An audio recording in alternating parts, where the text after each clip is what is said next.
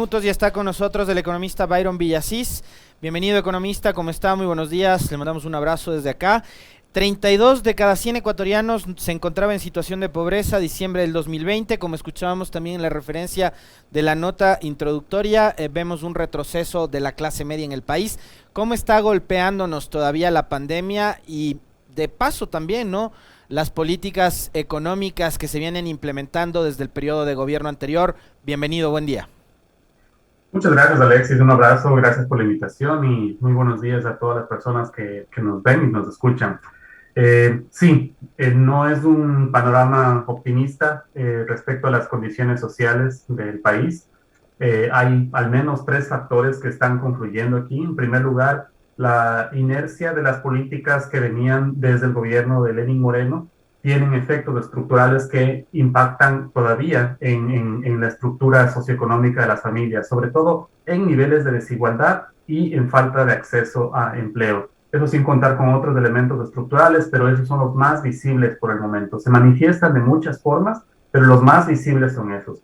Luego viene el efecto de la pandemia, que todos conocemos lo drástico que han sido, y luego viene un efecto, yo diría, inercial, de más bien no tomar decisiones respecto a esta vulnerabilidad en el gobierno actual. Hay dos o tres decisiones que más bien no atacan de frente el problema de la desigualdad. Por lo tanto, en conjunto, estas tres fuerzas hacen que más bien las tendencias se agraven en términos de condiciones sociales. Es decir, un gobierno nuevo que llega hace más o menos 100 días, economista, después de todo lo que había ocurrido con Moreno, con su política económica, coincidió que con la peor administración posible, nos cayó una pandemia, la peor crisis sanitaria de nuestra historia. ¿Qué es lo que tenía que haber hecho? ¿Qué medidas podían haber ayudado para frenar lo que usted bien relataba, ¿no?, esta secuencia de malas noticias y de consecuencias que está enfrentando hoy el Ecuador y los ecuatorianos, por supuesto? Claro, utilizo una metáfora un poco para ejemplificar qué es lo que debería haber sucedido. Imaginemos que el país es una casa que se estaba incendiando. Tienes literalmente un incendio que está sucediendo en tu casa y obviamente en ese momento tienes que ponerte a pensar en resguardar las cosas urgentes para proteger la vida de los que están en condiciones de vulnerabilidad en esa casa. Sacar a las personas de mayor vulnerabilidad y evitar que exista una desgracia mayor.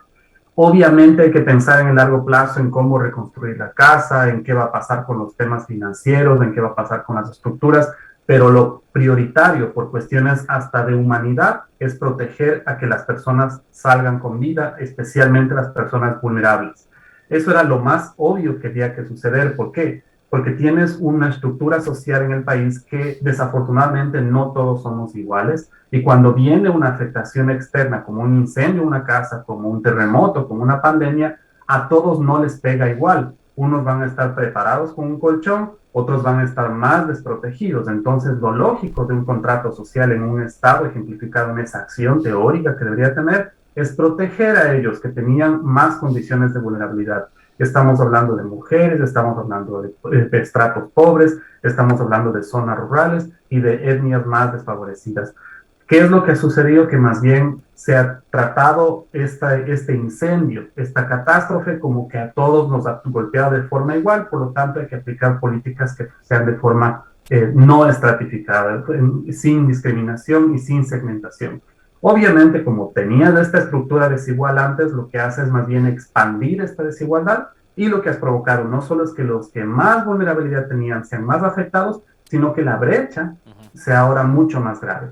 Entonces, en términos generales, y para ser más conciso con la pregunta que me hacías, era proteger a ese sector vulnerable, evitar que a ellos les suceda algo más grave y en el mediano plazo pensar en cómo reconstruir la casa. Lo que estamos viendo ahora es que más bien ha sucedido lo contrario. Fijémonos en lo que pasa con temas de inseguridad ciudadana. Es una manifestación de que no se protegió a las capas más vulnerables. Veamos lo que pasa en las cárceles, veamos lo que pasa con el tema de suicidios, veamos lo que pasa con el tema de desigualdad.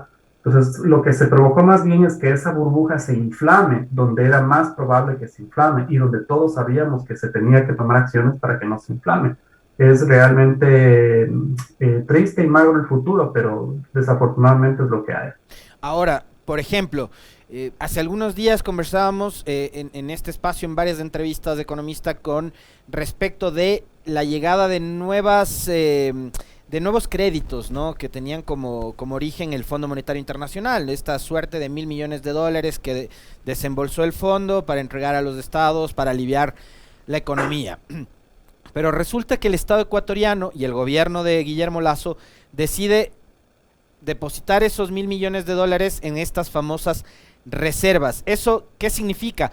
Que los 1.000 millones no ingresan a generar una inyección en nuestra economía. ¿Por qué toman esas decisiones y por qué no utilizamos esos $1.000 millones para darle un poco de alivio a las finanzas de los ecuatorianos?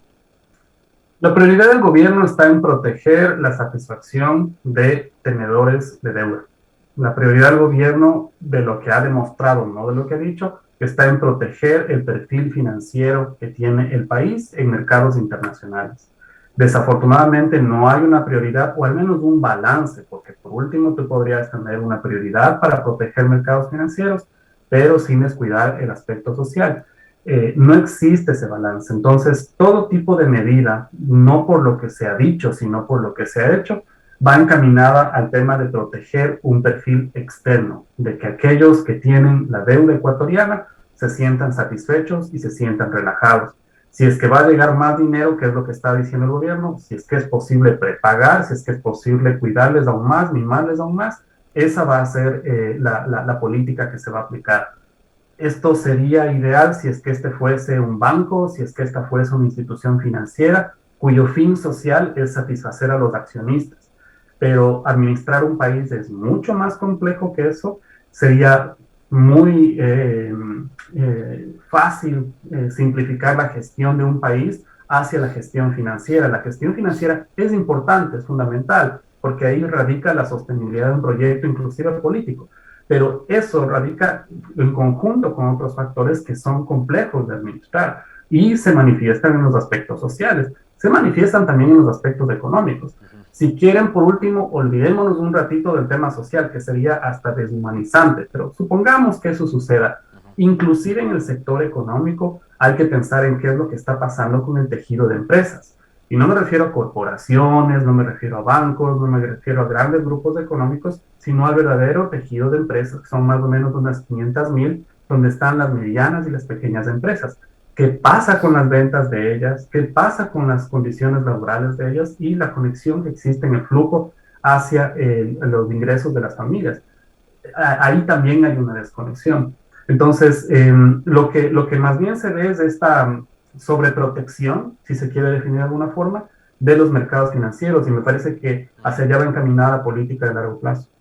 Conversábamos antes de iniciar la entrevista con usted, economista, con la legisladora Esther Cuesta, que es representante de los migrantes, y ella nos explicaba, digamos, con preocupación, cómo se está generando una nueva ola migratoria, ¿no? Más de 88,000 ecuatorianos que en los últimos meses han tratado de salir del país rumbo a los Estados Unidos por México.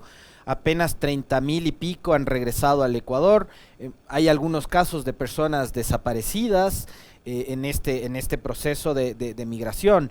Esto se entiende también como resultado de la política económica del gobierno, y le quiero atar a una inquietud adicional. Usted también tiene mucho conocimiento y destrezas en conocimiento con respecto de la materia laboral, y hemos escuchado también con preocupación las declaraciones del ministro de Trabajo estos días, que habla de eliminar por un lado las indemnizaciones a los trabajadores despedidos, y por otro lado habla de que es anacrónico el que los trabajadores tengan acceso a derechos como por ejemplo la jubilación patronal, ¿no? ¿Cómo entender esos relatos y cómo el ecuatoriano tiene que asumir precisamente estos mensajes que llegan desde los principales funcionarios del gobierno de hacia dónde va el Ecuador en los próximos meses? Es una pregunta muy difícil, no porque no existan respuestas, sino porque es difícil tratar de bosquejar la respuesta en términos un poco más optimistas. Trato de usar de nuevo esta metáfora, ¿no? Es como que se estuviera incendiando la casa y estás extendiendo la mano y de quien deberías recibir un poco de ayuda, de comprensión, hasta por razones humanitarias, porque estás en una pandemia, porque te cayó una crisis económica, porque hubo crisis política. En la mitad de eso te están diciendo, vamos a quitarle derechos. Es realmente desesperante tratar de buscar una salida en ese momento y que vengan este tipo de expectativas. Inclusive hasta por humanidad, yo hubiese desplazado esas prioridades por las condiciones actuales. Puede que inclusive las políticas que hayan pensado funcionen en otros lados, que dudo mucho, y ahí sí no hay críticas ni astucias para identificar si es que es efectivo, si es que es científico, si es que es objetivo, simplemente porque es una propuesta que es común o planteada por el FMI, se la asume como técnica o como correcta, cosa que es falsa. Pero inclusive si fuese así, las políticas suceden en un contexto social, sucede en una localidad, en una localización política y temporal que es en el país. Entonces es como que te están extendiendo la mano y en ese momento tú no solamente que no agarras la mano, sino que le empujas a las personas. Y en términos prácticos eso sucede también y se interpreta en ciencias sociales, ¿no? Cuando tú tienes una crisis y no ves respuesta de ese tejido social, desafortunadamente hay dos salidas que son muy comunes. La primera que es salida hacia afuera y la otra es salida hacia adentro. La salida hacia afuera es tratar de migrar, donde literalmente te juegas la vida con el tema de coyoteros y de migración informal. Y la segunda son temas de suicidios, de incrementar la inseguridad. Entonces, estás atrapado en este esquema en el cual lo único que estabas esperando es un poquito, aunque sea de red de protección social que te permita salir de este esquema. Pero no hay salida respecto a ese tema. Y por eso digo que es difícil tu pregunta, porque me encantaría tener una estrategia un poco más estructurada, pero más bien lo que veo es una priorización del sistema financiero, financiarizar la economía como dé lugar, que no significa otra cosa de si tienes algún problema, entonces endeúdate, ahí están los bancos, lo cual pinta un escenario bastante magro, ¿no? Que no es siempre grato dar ese tipo de respuestas, pero es difícil responder porque por ahí va la respuesta más bien. Usted utilizaba una categoría que a mí me llamó mucho la atención, que es histórica además, que es la del famoso contrato social, que es a lo que recurren los gobiernos después de haber vivido situaciones catastróficas como una posguerra, por ejemplo. Hoy estamos viviendo una situación de crisis que es incomparable, que es histórica, que no la vivimos ni siquiera cuando ocurrió el famoso feriado bancario provocado por el gobierno de la democracia cristiana, del cual fue parte también el actual presidente Guillermo Lasso, su ministra de gobierno, varios de sus legisladores, integrantes de su gobierno igual. Vemos cómo incluso el gobierno de los Estados Unidos en esta pospandemia ha recurrido a ayudas de carácter social, ha desembolsado, ha sido un salvataje, pero para financiar las necesidades de la gente. Hay otros estados, otros países, economistas, que se estén planteando hoy restarle y quitarle derechos a los trabajadores como mecanismo de salida a la crisis, que es lo que estaría haciendo el Ecuador, o nosotros seguimos todavía planteándonos un mundo al revés.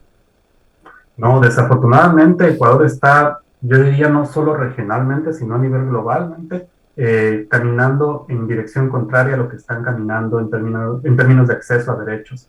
Inclusive vinculando con estas discusiones a veces coyunturales que suceden en redes sociales, es realmente evidente y explícito cómo se quiere poner como que si fuese lo normal el desmantelamiento de derechos de trabajadores o derechos colectivos. Cualquier derecho personal que tenga este sabor a mi libertad, a mis cuestiones individuales de protección de propiedad privada, que está bien, parece ser como la única salida a la discusión de derechos, pero apenas se trata de discutir un derecho que es colectivo, que ha sido cultivado y trabajado por grupos sociales, se trata de atacarlo, se trata de atacar a las mujeres, se trata de atacar a las mujeres de izquierda, se trata de atacar a estas políticas antidiscriminación, inclusive se quiere normalizar el tema de que es normal discriminar por edad, un tema que es inclusive ilegal en países desarrollados. En Ecuador se quiere plantear como que si yo quiero discriminar a una persona porque es mayor a 40 años, así debe ser. Cuando eso es literalmente ilegal, es hasta prohibitivo conversarlo en otros espacios, en otros países, incluyendo los Estados Unidos. Desde 1960 hay leyes que prohíben la discriminación por edad. Pero esto, ¿por qué pongo esto sobre la mesa? Porque esto encaja con un discurso que se está planteando, ¿no? Que es normalizar el desmantelamiento de derechos colectivos, posicionar esta idea de que lo que necesitamos es desproteger a las capas sociales más vulnerables, porque en teoría ahí va a suceder un resurgimiento de la economía. Eso no existe ni en la literatura ni en la realidad empírica. Y más bien, si vemos países inclusive conservadores, inclusive de derecha, vemos que existe una red de protección social que se activa precisamente en momentos como los actuales. ¿Qué es lo que sucede? Que es más bien la cuestión ideológica, este posicionamiento conservador que tienen los actores políticos, que es lo que les hace caminar hacia allá, que quieren posicionar una agenda sobre todo ideologizada, no es una agenda basada en el contexto real de la condición del país. Esto es interesante, perdón que le corte ahí, economista, porque fíjese usted lo que nos acaba de decir, quieren imponer una agenda ideologizada, pero no eran ellos mismos los que decían que estaba mal manejar la economía desde la ideología, no eran los mismos los que criticaban aquello antes. Exactamente, y eso te das cuenta con una prueba muy sencilla. Se criticaba mucho la falta de cientificidad, esa palabra bastante extravagante, para tratar de decir, las políticas no eran objetivas, no eran técnicas, pero si tú te pones de forma seria y de forma técnica, ahí sí, a analizar las políticas que están planteadas actualmente, no existe un análisis de técnico objetivo detrás.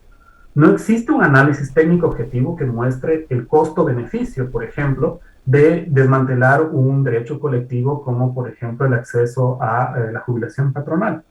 Por favor, que lo muestren, discutámoslo públicamente, ahí sí, como antes se quería decir, veamos ahora sí una discusión técnica sobre eso. Te apuesto que no va a existir y se va a asumir que es una cuestión que ya está discutida y que no hay que por qué hablarla, que simplemente hay que buscar cómo implementarla políticamente. Lo mismo con el tema de la reducción del salario mínimo, lo mismo con los temas de cualquier discusión que tenga que ver con leyes de protección a los trabajadores, se va a asumir como que esa es una verdad. Lo único que invito ahí es que se haga una discusión técnica para que sí veamos si es que se trata de una posición ideológica o si se trata de una posición técnica objetiva. Y vamos a ver que no va a haber una predisposición a discutirlo de forma abierta ni transparente.